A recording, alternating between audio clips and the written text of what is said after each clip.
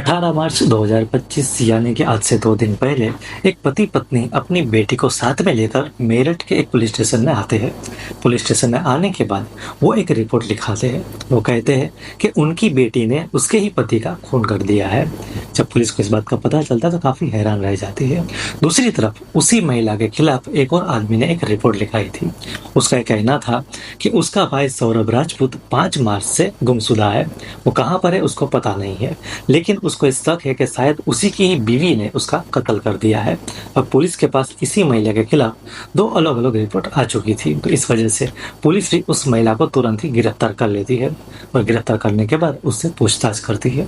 जब उस महिला से कड़ी पूछताछ होती है तो वो टूट जाती है और सारी सच्चाई वो बता देती है। वो कहती है कि उसी ने ही अपने पति का खून किया है और जो लाश है उसने अपने ही घर के बाथरूम में छुपा के रखी है। पुलिस अपनी एक टीम को उसके घर पे भेजती है। वहां पे पहुंचने के बाद जब बाथरूम में पुलिस चेक करती है तो वहां पर कोई लाश नहीं मिलती है। वहां पर सिर्फ एक प्लास्टिक का ड्रम पड़ा हुआ था जिसके अंदर सीमेंट भरी हुई थी। अब पुलिस तुरंत ही फिर थाने कॉल कर दी है और बताती है कि यहाँ पर तो कोई भी लाश नहीं है, शायद से वो महिला झूठ बोल रही है। उस महिला को जब पूछा जाता है तो उसका ये कहना होता है कि जो ड्रम है उसी के अंदर उसने अपने पति के टुकड़े कर दिए और टुकड़ों को उस सीमेंट के अंदर चुनवा दिया है। जब ये बात सबको पता चलती है तो काफी ज्यादा लोग हैरान रह जाते हैं। पुलिस तुरंत ही उस ड्रम को अपने कब्जे में लेती है। उसके बाद उस मजदूर को बुलाया जाता है, उस सीमेंट को तोड़ा जाता है। हालांकि वो सीमेंट टूट नहीं पाती क्योंकि काफी ज्यादा वो सख्त हो चुकी थी। अब कुछ ड्रिल मशीन लाए जाते हैं और ड्रिल मशीन के जरिए उस ड्रम को तोड़ा जाता है। उसके बाद जब तोड़ते हैं और अंदर से जो चीज निकलती है वो देखकर हर किसी की चीखें निकल जाती है। दरअसल उस सीमेंट के अंदर उस आदमी के बहुत से शव के टुकड़े थे। दरअसल उस महिला ने अपने पति के 15 टुकड़े करके इस सीमेंट के अंदर चुनवा दिए थे। तो आखिर इस घटना की पूरी कहानी को आज की इस वीडियो में हम विस्तार से समझने की कोशिश करेंगे। वीडियो में आगे बढ़े उससे पहले अगर आपको क्राइम स्टोरी से जुड़ी हुई वीडियोस देखना पसंद है तो आप इस चैनल को सब्सक्राइब कर सकते हैं। साथ ही इस वीडियो में दी गई जानकारी अगर आपको अच्छी लगे तो वीडियो को लाइक भी जरूर से करें। चलिए आज की वीडियो को शुरू करते हैं। इस कहानी की शुरुआत होती है साल 2015 में। सौरभ और मुस्कान की पहली मुलाकात साल 2015 में हुई थी। पहली ही मुलाकात में एक दूसरे से ये दोनों पसंद करने लगे थे और फिर इन दोनों के बीच में प्यार भी हो जाता है। पहली ही मुलाकात के वक्त इन दोनों ने अपने मोबाइल नंबर भी एक्सचेंज कर लिए थे। अब दोनों के बीच में बातचीत होने लगती है। कई दिनों तक बातचीत करने के बाद ये दोनों शादी करने का फैसला लेते हैं और अपने परिवार वालों को अपने रिश्ते के बारे में बताते हैं। लेकिन जो लड़के वाले होते हैं वो इस रिश्ते से खुश नहीं थे। वो कहते थे कि अगर तुम्हें शादी करनी है तो अपने ही बिरादरी की किसी लड़के के साथ करनी होगी। लेकिन सौरभ इस बात को मानने के लिए तैयार नहीं था। दूसरी तरफ जो लड़की वाले थे वो भी इस रिश्ते से खुश नहीं थे। लेकिन क्योंकि ये दोनों एक दूसरे से काफी ज्यादा प्यार करते थे तो ये दोनों भागकर शादी करने का फैसला लेते हैं और फिर दोनों भागकर शादी कर लेते हैं। 2016 में शादी करने के बाद ये दोनों कुछ वक्त अपने परिवार के साथ रहते हैं। लेकिन क्योंकि इन्होंने अपने परिवार के मर्जी के खिलाफ शादी की थी तो परिवार के साथ इनकी अच्छी बनती नहीं है। तो जो सौरभ है वो अपनी बीवी को लेके किसी और घर पे रहने के लिए चला जाता है। वो किराए पे एक मकान रखता है और वहीं पर वो रहने लगता है। अब पति पत्नी दोनों ही वहां पर रहते थे और दोनों की जिंदगी काफी अच्छी चल रही थी। दोनों एक दूसरे के साथ काफी खुश भी थे। इसी बीच 2016 में ही मर्चेंट नेवी में उसकी नौकरी लग जाती है तो वो फॉरेन चला जाता है। फॉरेन जाने के बाद वो महीने में एक आध बार आया करता था और फिर से कुछ दिन रुकने के बाद फिर से अपनी नौकरी पे वो चला जाया करता था। इसी तरह से समय बीत रहा था। साल 2019 में उनके घर पर एक बेटी का जन्म होता है। सब कुछ सही चल रहा था और दोनों अपने इस परिवार से काफी खुश भी थे। इसी बीच साल 2020 में उसकी जो मर्चेंट नेवी की जो नौकरी थी वो चली जाती है और एक बेकरी में वो काम करने लगता है और वो भी फॉरेन में ही करता है। इसीलिए वो कई दिनों तक अपने घर से दूर रहता है। वो महीने या 2 महीने में एक बार अपने घर पर आया करता था और कुछ दिन बिताने के बाद फिर से वहां पर नौकरी पे चला जाया करता था। अब क्योंकि यहाँ पर मुस्कान अकेली रहा करती थी तो इसी बीच उसी की ही सोसाइटी में रहने वाले एक आदमी से उसकी नजर मिलती है जिसका नाम सोहिल शुक्ला होता है। सोहिल शुक्ला के साथ इसकी नजर मिलती है, फिर प्यार होता है और इन दोनों के बीच में एक्स्ट्रा मैरिटल अफेयर चलने लगता है। अब क्योंकि जो सौरभ है वो कई कई दिनों तक घर से दूर रहता था, तो यहाँ पर इन दोनों को रोकने टोकने वाला कोई भी नहीं था, क्योंकि यहाँ पर भी ये अकेले ही रहा करते थे, इसके साथ रहने वाला भी कोई और नहीं था। तो जो सोहेल है वो कई बार इसके घर पे आया जाया करता था और ये दोनों पति पत्नी की तरह ही अब रहने लगे थे। इसी बीच साल 2023 में जब सौरभ अपने घर पे वापस आया था, उस टाइम पे उसके हाथ में उसकी बीवी का मोबाइल आ जाता है। वो जब मोबाइल को देख रहा था तो उसको कुछ मैसेज देखने को मिलते हैं, जो मैसेज काफी आपत्तिजनक थे और ये मैसेज साहिल शुक्ला के थे। वो जब इन मैसेज को देखता है तो इसके बारे में अपनी बीवी से बातचीत करता है।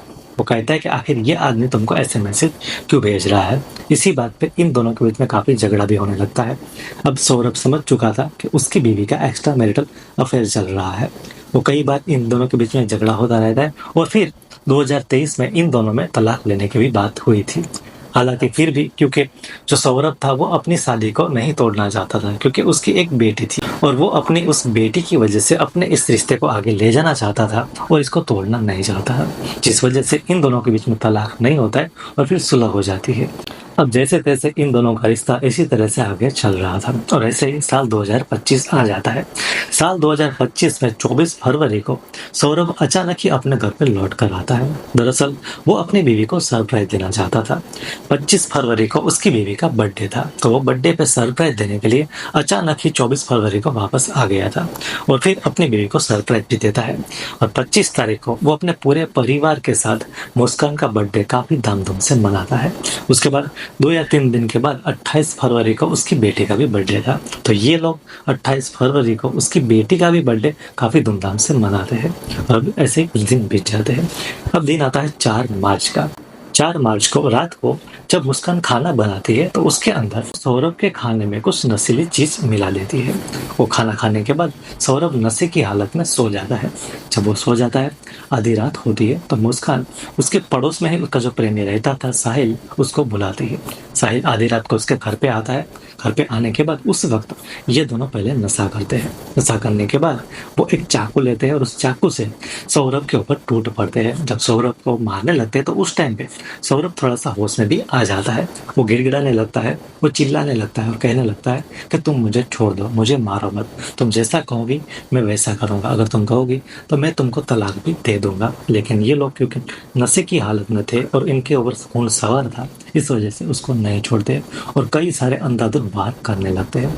जब पता चलता है कि उसकी मौत हो चुकी है, तब वो साइड में बैठकर सोचने लगते हैं कि आखिर अब इसकी बॉडी को कैसे ठिकाने लगाएंगे।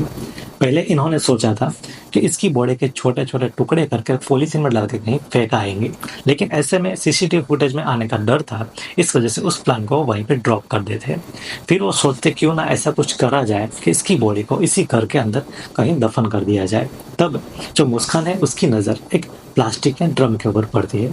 वो ड्रम उसने पहले से घर के अंदर लाकर रखा हुआ था, तो वो सबसे पहले तो उसको बाथरूम में लेके जाते हैं। बाथरूम में लेके जाने के बाद उसके शरीर के 15 टुकड़े कर देते हैं, सर हाथ और पैर सब कुछ अलग कर देते हैं और जो खून निकला था वो सारा खून वो गटर में बहा देते हैं। अब 5 मार्च का दिन की सुबह होती है। 5 मार्च को साहिल मार्केट से जाकर कुछ सीमेंट और रेती लेके आता है। ये सारी चीजें लाने के बाद वो घर में अंदर आता है और घर में आकर वो ड्रम के अंदर पहले कुछ सीमेंट रेती डालता है, फिर जो उसकी बॉडी के पार्ट थे वो डालता है, उसके बाद फिर से सीमेंट रेती ऊपर डाल देता है। इस तरह से वो उसके पूरी बॉडी को वहां पर सीमेंट के अंदर चिम देता है और फिर पूरे ड्रम को सीमेंट से ब्लॉक कर देता है। इसके बाद थोड़ी ही देर के अंदर वो जो थोड़ी सीमेंट थी वो पूरी तरह से सूख जाती है और फिर उस ड्रम को वो उसी बाथरूम के अंदर रख देते हैं। उसके बाद 5 मार्च को ही मुस्कान अपनी जो बेटी बीहू थी उसको उसके माता पिता के घर पे छोड़ के आते हैं। वो वहाँ पे कहती है कि हम पति पत्नी बाहर घूमने के लिए जाना चाहते हैं, इस वजह से अगर इसको साथ में लेके जाएंगे तो हो सकता है ये बीमार हो जाएगी, तो आप इसको रखिए, हम घूम के वापस आएंगे तब इसको मैं ले जाऊंगी। इसके बाद मुस्कान और साहिल दोनों ही घूमने के लिए बाहर चले जाते हैं। अब क्योंकि वो सौरभ के फोन को साथ में लेके गए, तो जब भी सौरभ का कोई भी फैमिली मेंबर उसको कॉल करता था तो ये जो इसका प्रेमी था वो कॉल रिसीव कर लेता था। वो किसी भी तरीके से मैसेज से ऐसे बातचीत कर लिया करता था और कभी कभी मुस्कान ही जवाब दे दिया करती थी। वो कहती थी कि सौरभ कहीं बाहर गया है या तो किसी और दूसरी जगह पे गया है, ऐसे वो बहाना बना लिया करती थी। इस तरह से फैमिली को भी कोई शक नहीं होता है। 13 दिन बीतने के बाद 17 मार्च को ये दोनों लौटकर वापस आते हैं। जब ये वापस आते तो उस टाइम पे सबसे पहले तो जो ड्रम इन्होंने बाथरूम में रखा था उसको कहीं ठिकाने लगाने के बारे में सोचने लगते हैं। सबसे पहले वो दोनों ही मिलकर इसको बाहर लाने की कोशिश करते हैं, लेकिन क्योंकि वो काफी ज्यादा भारी था, आप खुद ही सोच सकते हैं एक बड़ा ड्रम है जो कि पूरा सीमेंट से भरा हुआ है, उसके अंदर एक बॉडी भी है, उसका वजन क्या हो सकता है। जब इन दोनों से ये काम नहीं होता है तो मार्केट से कुछ मजदूर भी लेके आते हैं। 4-5 मजदूर आते हैं, ये दोनों भी होते हैं। सब मिलके उस ड्रम को बाहर ले जाने की कोशिश करते हैं, लेकिन इनसे भी वो ड्रम वहां से हिलता ही नहीं है। तो जो ऑटो वाला आया था वो भी चला जाता है और वो जो मजदूर थे वो भी चले जाते हैं। तो थक हार कर अब उसको लोग ड्रम को वहीं पे रहने देते हैं। साहिल अपने घर पे चला जाता है और जो मुस्कान है वो अपने माता पिता के घर पे आ जाती है। माता पिता के घर पे आने के बाद जब उसके माता पिता इसको पूछते हैं कि दामाद जी कहाँ है, तो ये कुछ भी पहले जवाब नहीं देती है। तो बार बार ये चीज पूछी जाती है तो वो गुस्से में आकर कह देती है कि मैंने उसको मार दिया है। जब ये बात उसके पिता को पता चलती है तो काफी ज्यादा गुस्सा होते हैं और उसको पूछते हैं क्या तुमने सच में ये काम किया है, और वो सारी सच्चाई बता देती है। अब जब माता पिता को पता चलता है कि उनकी बेटी ने उनके ही दामाद का इस तरह से कत्ल कर दिया तो तुरंत ही अपनी बेटी को लेके पुलिस थाने पहुंच जाते हैं और इसके खिलाफ केस दाखिल करवा देते हैं। जब पुलिस को इस बारे में सारी सच्चाई पता चल जाती है तो वो लोग मुस्कान और उसके प्रेमी साहिल को गिरफ्तार कर लेते हैं और उसके ऊपर आगे की कार्रवाई अब शुरू कर देते हैं। तो ये थी आज की कहानी। उम्मीद करता हूँ आप सभी को आज की इस वीडियो में दी गई जानकारी अच्छी लगी होगी। वीडियो में दी गई जानकारी अच्छी लगी हो तो वीडियो को लाइक करें और चैनल पर नए हो तो चैनल को सब्सक्राइब भी जल्द से करें। मिलते हैं अगली वीडियो में।